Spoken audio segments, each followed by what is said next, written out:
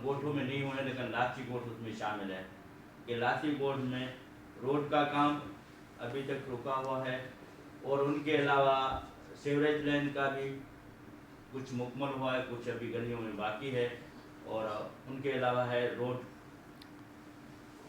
इसी हवाले से आपसे सवाल था कि क्यों इलेक्शन से पहले तो जोर शोर से काम चलता रहा, इलेक्शन के बाद जैसे आपका सेटअप भी हो गया उसके बाद अभी तक काम बंद है।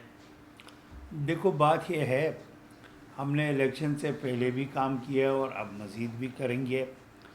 ज़ाहिर बात है, जब हम स्कीमें लाते हैं तो बहुत सारी चीज़ें उस पे ख़त्म हो जाता है। फिर हम इलेक्शन के बाद हमारी गवर्नमेंट ख़त्म हुआ है, निगरान सेटअप है, तो निगरान सेटअप में अब निगरान वाली अपनी मर्ज़ी से अपनी हिसाब से अपनी चीज़ें करते हैं। और हमारा जो है ये जो टीएमसी सुराह बोर्ड है, ये टोटल जो है ये तीसरा महीना है जो ये प्रॉपर निज़ाम इसका बना है।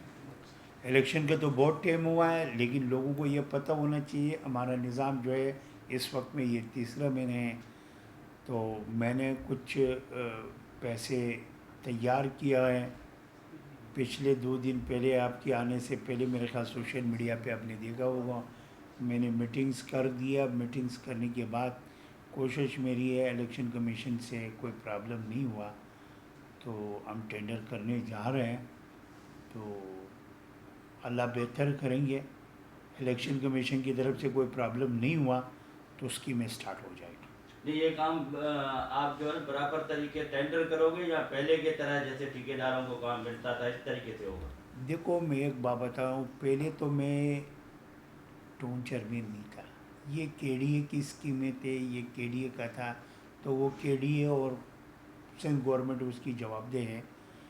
जिन पे काम कोई जैसा आपने कहा ये रोड का काम आधे पे रह गया है, तो मेरे ख्याल मेरे पास मौजूद है, उसकी हमने इंक्वायरी बिठाई है और उस पर हमने दरख्वास्त दिया है। मेरे ख्याल इमरान साहब आपको लास्ट में एप्लीकेशंस दिखा रहे हैं, जिस पे हमने 10 दफ़ा लिखा है, हमने मुख्तलिफ़ डिपार्टमेंट्स को लिखा है। मेरी उम्मीद है उनमें भी वो चीज़ें ओपन करवा देंगे। बाकी हमारा जो चीज़ें हैं ये प्रॉपर एक मीटिंग हुआ है, चेयरमैन वाइस चेयरमैन काउंसलर बैठे हैं, फिर उसके बाद उसकी PC1 बन रहे हैं, उसकी बाकायदा टेंडर होगा, अखबारात में आएंगे, फिर काम स्टार्ट होगा।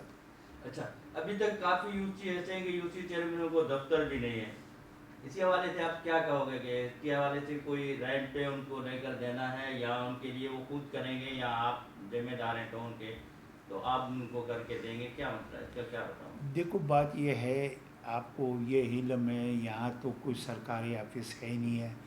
UC 31 था, उनका दफ्तर जो है वो वेस्ट में था, और भी वो UC 8 में रह गया है। इस वक्त में UC 8 की चेयरमैन साहब बैठा हुआ है, वो उसमें बैठता है, बाकी मुख्तलिफ़ जगहों में नहीं है। अब हमारा UC 7 का चेयरमैन चौधरी फ़ारूक ज़मान साहब बैठा हुआ है, उसने रेंट पे ले लिया है। चेयरमैन सुल्तान बोलीदी साहब जो मेरी UC 5 का है, उसने रेंट पे ले लिया है। 2-3 जगहों में से जो प्रॉब्लम है, जिनको रेंट पे नहीं लिया है तो हमने उसको बोल दिया रेंट पे लो, लेकिन ये प्रॉपर बनता है लोकल गवर्नमेंट का। लोकल गवर्नमेंट ने अभी तक अप्रूवल नहीं दिया है। ये जो हमारे चेयरमैन्स ने किराए पे लिया है, ये इस वक्त अपनी जेब से किराए पे कर रहे हैं, क्योंकि ज़ाहिर बात है इन लोगों के दरमियान में रहना है, ये काम कर रहे हैं। बाकी 2-3 चेयरमैन जो हमारे हैं उसने नहीं किया, वो कर रहे हैं। UC 6 का चेयरमैन है, वो इस वक्त में बतौर